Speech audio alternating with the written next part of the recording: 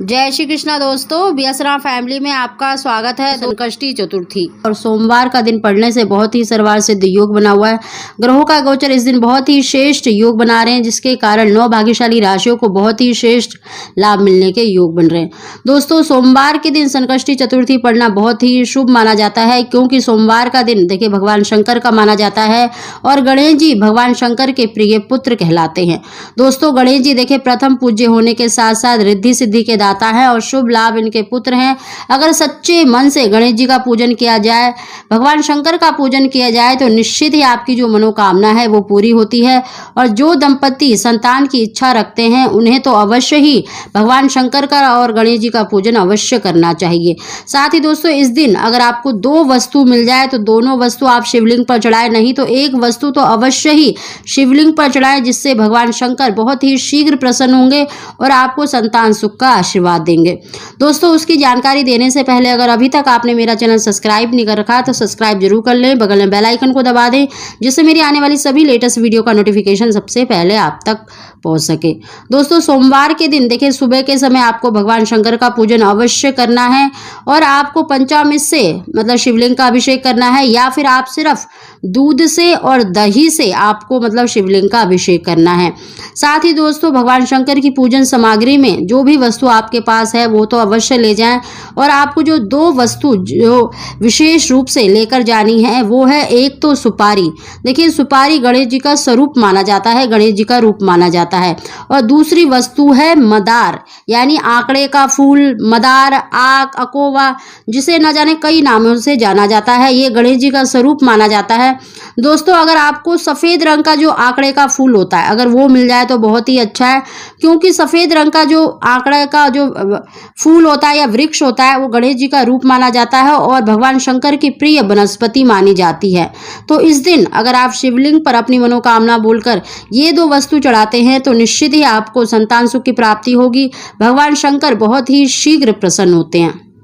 साथ ही दोस्तों, जो मतलब दंपति यानी जो बहनें जो संतान के लिए इच्छा रखते हैं, मदार की जड़ को अपनी कमर में धारण करना चाहती हैं, तो इस दिन मदार की जड़ अवश्य लेकर आए।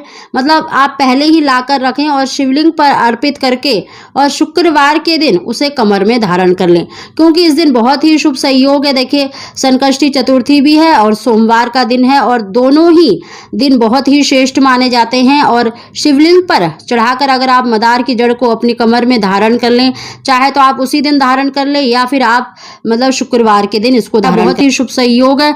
तो इस दिन अगर आप मदार की जड़ धारण करना चाहें तो अवश्य ही शिवलिंग पर चढ़ाकर धारण कर लें। साथ ही दोस्तों, आपको देखिए शिवलिंग पर अभिषेक करना है। पहले आप दूध से दही से करें और उसके बाद शुद्ध जल में गंगा जल डालकर ओम नमः शिवाय कहते हुए आपको अभिषेक करना है। मतलब आपको भगवान शंकर को मतलब तिलक अक्षत अवश्य चढ़ाने हैं। शिव परिवार का आपको पूजन करना है।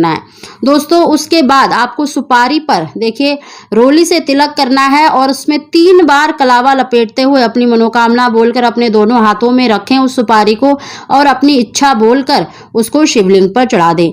ऐसे ही दोस्तों, आपको देखिए जो आंकड़े का जो आपको फूल है अगर मिल गया है तो बहुत ही अच्छा है, आप उसको भी अपनी मनोकामना बोलकर शिवलिंग पर चढ़ा दें। इससे भगवान शंकर बहुत ही शीघ्र प्रसन्न होंगे। और आपको देखिए इस दिन आपको भगवान शंकर को सफेद वस्तु का भोग अवश्य लगाना है। आप किसी भी सफेद वस्तु का भोग लगा सकते हैं, अगर कुछ भी नहीं है तो आप मिश्री का भोग अवश्य लगाएं। और वहीं पर आपको थोड़ी देर बैठकर ओम नमः शिवाय का जाप करें और आपको ओम पार्वती प्रिय नंदनाय नमः, ओम पार्वती प्रिय नंदनाय नमः यानी गणेश जी के मंत्र का आपको जाप करना है संतान प्राप्ति के लिए। इस प्रकार आपको देखिए मतलब भगवान शंकर का पूजन करना है, उनकी आरती करनी है। दोस्तों, गणेश जी की जो पूजा होती है संकष्टी चतुर्थी की वो सायकाल के समय की जाती है, तो आप सायकाल के समय चौकी पर लाल कपड़ा बिछाकर गणेश जी की स्थापना करें और गणेश जी का पूजन करें। नहीं तो आप अपने मंदिर में ही गणेश जी की पूजा कर सकते हैं। उनको देखिए पीला चंदन अवश्य लगाएं, लाल रोली मतलब बहुत ही प्रिय है, उनको तिलक करने के बाद अपने मस्तक पर लगाएं और चावल आपको भिगो कर ही मतलब गणेश जी को अर्पित करना चाहिए। साथ ही उनकी जो प्रिय वस्तु होती है हरी दुर्वा अवश्य आप उनको चढ़ाएं। और आपको देखिए केले का भोग लगाना है। और इस दिन अगर आपको लड्डू मतलब जो बेसन के लड्डू होते हैं या फिर बूंदी के लड्डू होते हैं उस 4 लड्डू का आपको भोग लगाना है। नहीं तो आप घर में भी देखिए बेसन को भूनकर आप लड्डू बना सकती हैं। साथ ही दोस्तों गणेश जी के आगे आपको चौमुखा दीपक जलाना है, यानी 4 बत्तियों का दीपक। आप आटे का भी बना सकते हैं, मिट्टी का भी ले सकते हैं। तो 4 बत्ती का दीपक जलाना है और वहीं पर बैठकर आपको अपनी मनोकामना गणेश जी के सामने बोलनी है, उनसे प्रार्थना करनी है। हे गणेश जी, आप भगवान शंकर और माता पार्वती के प्रिय पुत्र हैं और हमें भी संतान सुख प्रदान करें। और वहीं पर बैठकर दीपक जलाकर आपको ओम पार्वती प्रिय नंदनाय नमः, ओम पार्वती प्रिय नंदनाय नमः का, नहीं तो आप ओम गणेशाय नमः, ओम गण गणपते नमः, इस मंत्र का आपको 1 माला का जाप तो अवश्य करना है। साथ ही दोस्तों अगर आपने व्रत करा है तो आप चंद्रमा को अर्घ अवश्य ही देंगे, तभी आप अपना व्रत खोलेंगे। दोस्तों अगर आपने व्रत नहीं भी रखा है तब भी आपको चंद्रमा को अर्घ अवश्य देना चाहिए। आपको 1 लोटे में थोड़ा सा जल लेकर थोड़ा सा कच्चा दूध और मीठा डालकर चंद्रमा को अर्घ देना चाहिए। इससे जीवन में आ रही परेशानियां दूर होती हैं, संतान प्राप्ति में चल रही रुकावटें दूर होती हैं और आपके जीवन में बहुत ही शीघ्र खुशहाली का आगमन होता है।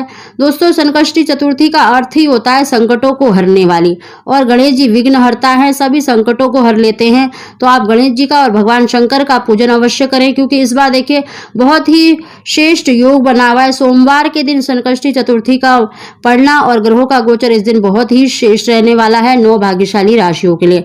इन 9 भाग्यशाली राशियों में सबसे पहली जो राशि है मेष, वृषभ, मिथुन, कर्क, तुला, वृश्चिक, मकर, कुंभ और मीन।